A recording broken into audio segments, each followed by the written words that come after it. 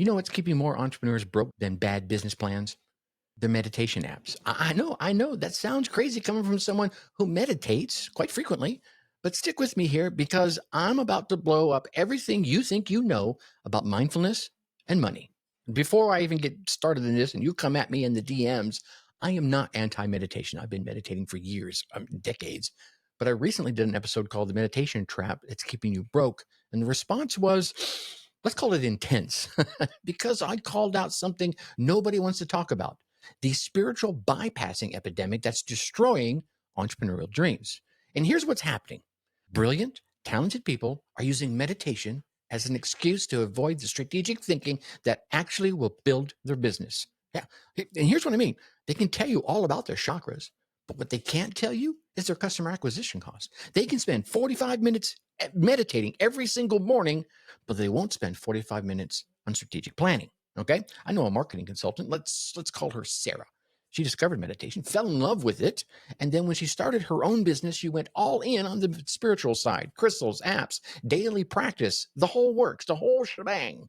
Meanwhile, her colleague Mike, who didn't sit still for, who didn't, couldn't, wouldn't sit still for 5 minutes, was out there having coffee meetings and building relationships with real people who had real money. 6 months later, Mike had a six-figure business.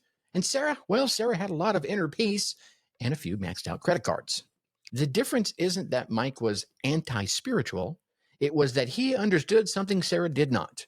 You can't meditate your way to $1,000,000, but you can think your way there. The most successful entrepreneurs I know don't just practice mindfulness. They practice what I'm going to call mindfulness. They fill their minds with the right strategic frameworks, the right market intelligence, and the right clear thinking patterns to build their business or whatever it is you're trying to build, a relationship maybe, okay? In the full episode, I break down the full focus framework, that's FOCUS, that turns meditation from spiritual bypassing into a strategic advantage. I'll give it to you real quick right here. Face reality first. This is not manifesting your reality. This is looking at your real business numbers. Observe the patterns in your market, not just your breath, right? Create conscious action plans, real plans, not requests sent out to the universe. Understand your mental state and then optimize your business around those mental states and strategic silence. Thinking time, not empty time. Here's the thing. The meditation teaches you to observe your thoughts.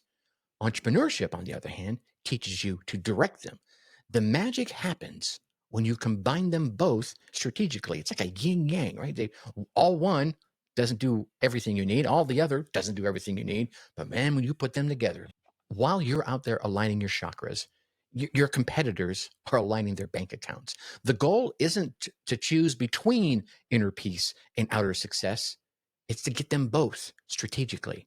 I dive deep into the whole framework, including the strategic meditation technique that successful entrepreneurs use in the full podcast episode. You can get that complete strategy and framework by clicking the link down in the description below, because your meditation app, my friends, it ain't going to pay your bills, but strategic thinking, it can.